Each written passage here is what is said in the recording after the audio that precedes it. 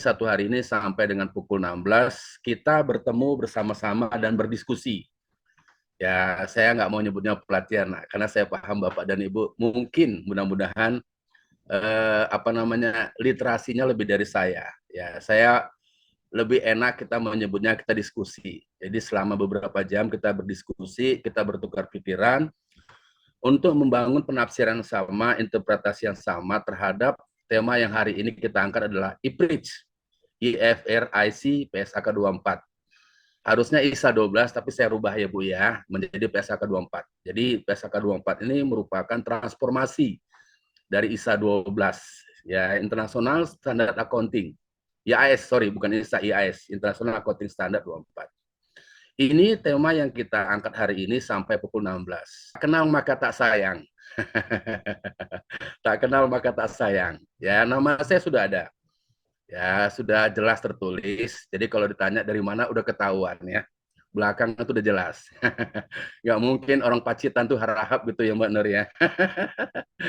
Kok menyelesaikan pendidikan SMA di Medan, kemudian mengambil S1 di Pulau Jawa. Saya menyelesaikan pendidikan S1 di Jakarta, ya, mengambil program studi akuntansi tahun 90. Dan S1 saya selesai lebih cepat, tahun 93 saya selesai. Kemudian pertama kali saya menjadi praktisi itu mendarat di kantor akuntan. Hijrah, pindah ke menjadi seorang praktisi dan di KPMG. 4 tahun, yuk. Saya hari ini diajak untuk ngobrol diskusi pensiun. Waduh.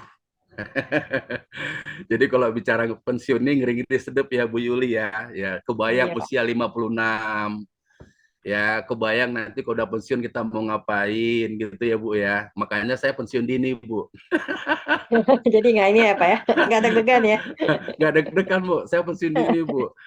Udah cukup gitu ya, udah dirasa cukup untuk menjadi seorang praktisi, ya udahlah.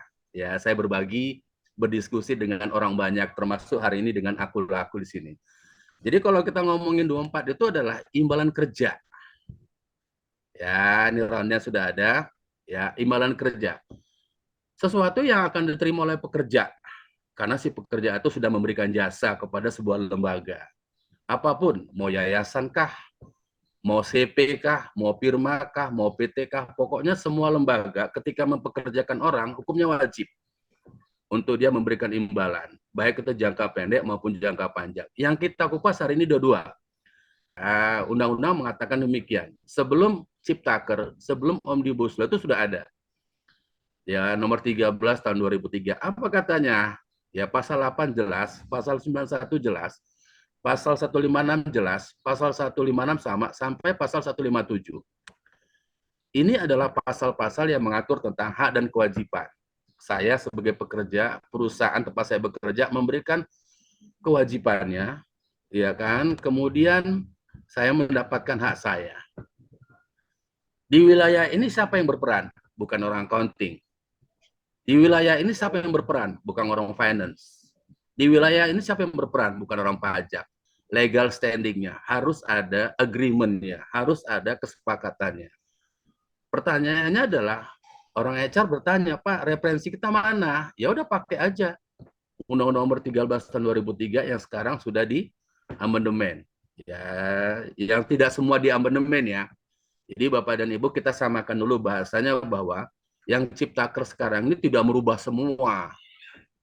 Ya, kalau merubah semua itu namanya bukan amandemen, mengganti.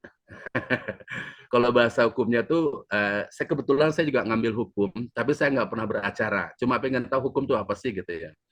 Kalau merubah semua, ya itu pengganti. Kalau istilah kerennya namanya Perpu, Peraturan Pemerintah Pengganti Undang-Undang. Tapi kan yang muncul kemarin bukan Perpu, tapi adalah amandemen di situ. Oke? Di sini peran teman-teman finance accounting belum muncul. Di sini wilayahnya teman-teman orang HR dan legal. Kalau ada, dia laku orang legal. Apa itu?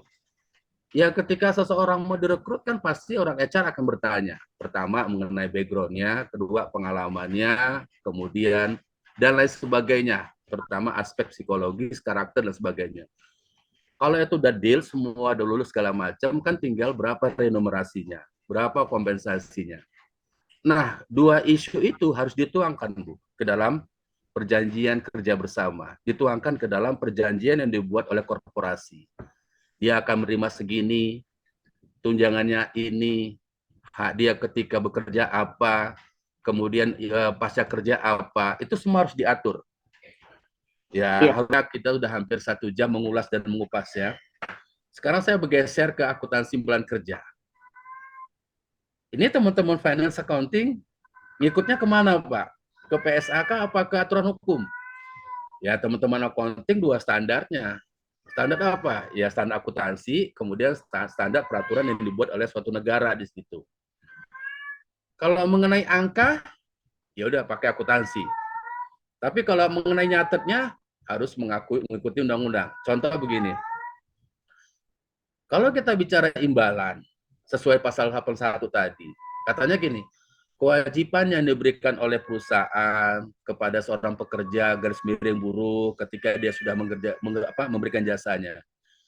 Ini kalimat kita nggak usah panjang-panjang, Bu. Apa tuh? Yang kita tarik cuma satu, kewajiban. Jadi kalau ada kewajiban, orang penting bilang, ya udah gua accrual aja deh. Ya udah gua accrual aja. Kenapa? Karena undang-undangnya mengatakan kewajiban kok. Ya kan? Ya udah selesai. Tinggal angkanya bagaimana? Ya angkanya pakai standar akuntansi.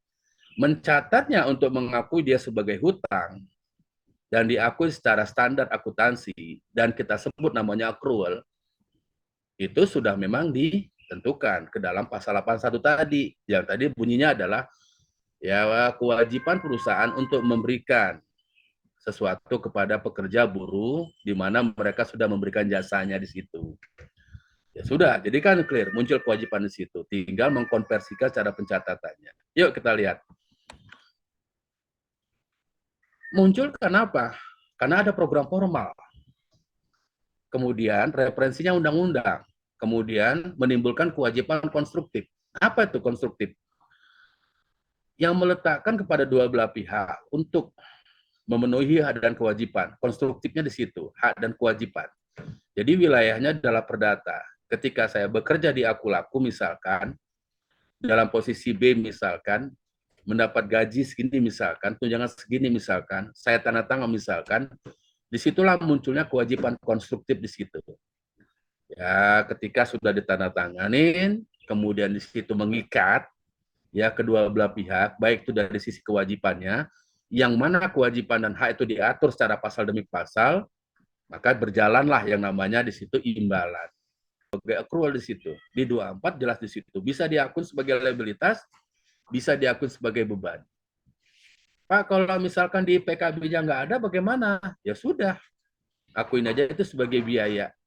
Ketika memang misalkan program itu ada, imbalan cuti itu ada, kemudian dibayarkan misalkan, ya sudah, kita nggak akan mengakui sebagai accrual, tapi sebagai beban di situ. Nah, hal-hal seperti ini secara narasi, secara kalimat, yang itu benar-benar teman-teman di HR itu harus memahami substansinya. Karena dua kalimat ini itu akan bisa pengaruh besar kepada pembentukan interpretasi yang akan dihadapkan oleh seseorang ketika seseorang itu di-hire dan direkrut ke tempat kita. Oke, ini contoh ya, contoh. PTA memiliki 100 karyawan, dapat cuti berimbalan sebesar 1 juta untuk 10 hari kerja.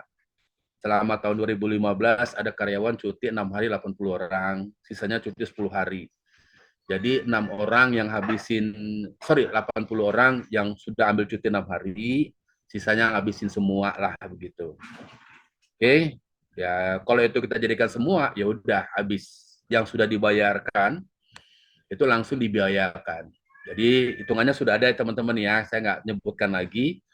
Yang sudah dibayarkan oleh perusahaan karena ada imbalan jangka pendek yang diberikan dan itu diatur ke dalam PKB, dan ketika karyawan mengambil haknya, maka yang muncul itu apa? Beban yang akan menjadi tanggungan perusahaan untuk merealisasikan kewajibannya. Kewajibannya,